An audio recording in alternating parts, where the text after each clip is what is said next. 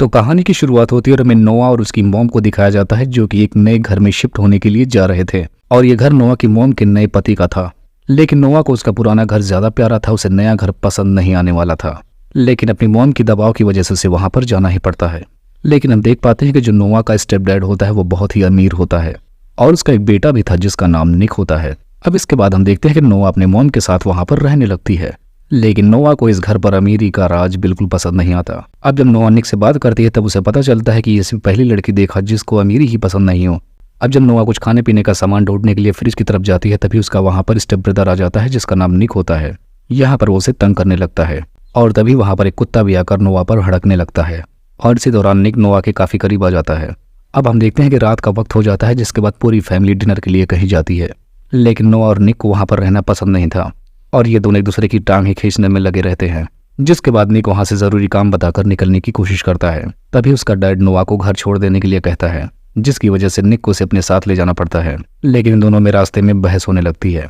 तब नोआ निक के मॉम के बारे में बोलने लगती है जिसकी वजह से निक गुस्से में आकर उसे बीच रास्ते में छोड़ देता है।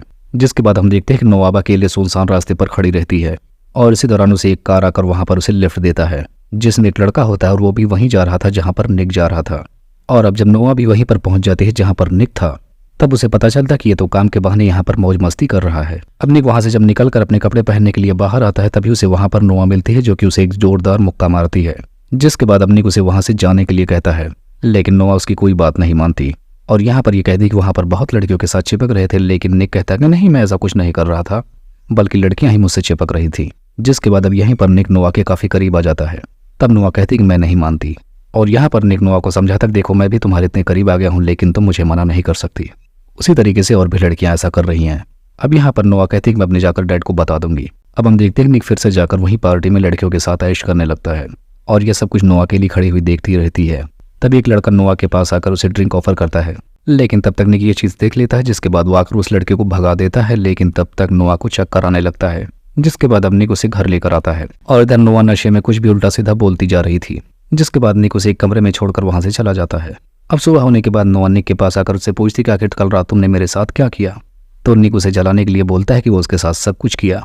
अब इसके बाद हम देखते हैं कि नोआ बीच पर रहती है तभी वहां पर निक भी आ जाता है और वो खुले में आकर अपना ड्रेस चेंज करने लगता है। तो नोआ इस दौरान उसे देखती रहती है। अब यहाँ पर निक से एक लड़की रेस के बारे में बात करती है तो नोआ इस बात को सुन लेती है।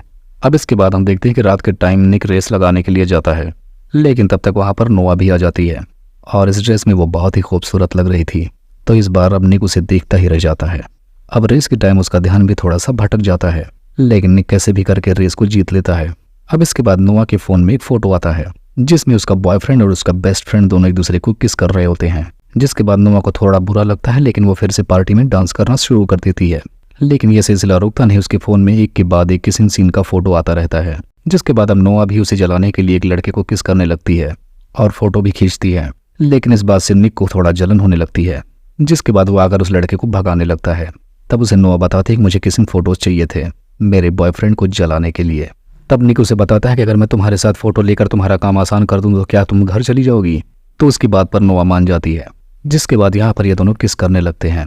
अब यहाँ पर निक रेस से पहले पेलने में बिजी रहता है तो इधर रॉनी नोआ को उकसाता है रेस करने के लिए। जिसके बाद नोआ रेस करती भी है और जीत जाती है लेकिन ये रेस रूल के खिलाफ होता है। जिसके बाद रोनी नोआ को उल्टा सीधा बोलने लगता है। तब यहाँ पर निक रोनी को एक जोरदार मुक्का मारता है जिसके बाद सारे गैंग्स के बीच में लड़ाई शुरू हो जाती है। जिसके बाद अब निक और नोआ भाग जाते हैं। अब निक कुछ दिनों से गायब रहने लगता है तो नोआ को ये बात अच्छी नहीं लगती। अब इसके बाद हम नोआ को देखते हैं जो कि अकेले में जाकर टीवी देख रही होती है लेकिन तब तक वहां पर निक भी आ जाता है और यहाँ पर नोआ टीवी पर कोई रेसिंग का सीन देख रही होती है जहां पर आकर निक बताता है कि ऐसे रेस तुम भी कर सकती हो। और ये कुछ समझाने बुझाने के दौरान निक नोआ को किस करने लगता है। यहाँ पर निक उससे कहता भी है कि ये सही नहीं है क्योंकि तुम मेरी स्टेप्सिस और बस 17 साल की हो। जिसके बाद फौरन वो उसे अपने से दूर करता है। अब सुबह के टाइम हम देखते हैं कि नोआ कार धुल रही होती है तभी उसके सामने निक आता है तो नोआ खुद को पानी से भिगाने लगती है और तभी नोआ का बॉयफ्रेंड डैन वहां पर आ जाता है और नोआ थोड़ा सा शॉक्ड हो जाती है। जिसके बाद अब नोआ निक के पास आ जाती है और उसका बॉयफ्रेंड भी उसके पीछे पीछे आने लगता है और इस दौरान वो उससे माफी मांग रहा होता है।